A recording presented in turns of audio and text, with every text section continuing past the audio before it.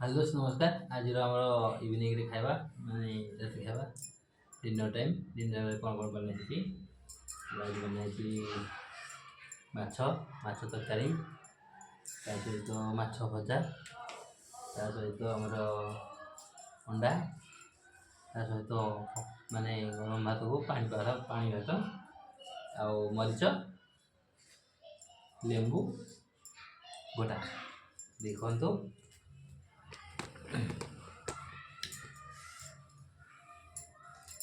मु आ रुना बहुत मजा खाइबू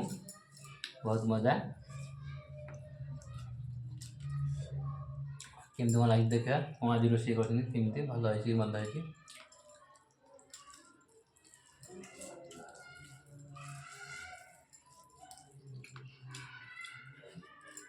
माछ तरकारी ठीक अच्छे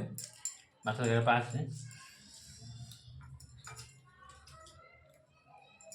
तब देखिए माछ भजा केमती कौन लगुच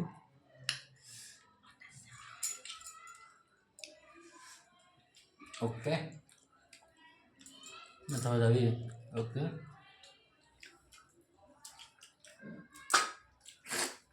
पागटा मस्त अंडा सीधा कौन ये करे ओके दोस्तों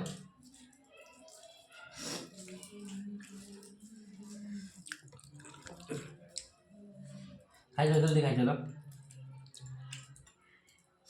आज वीडियो थी बाय।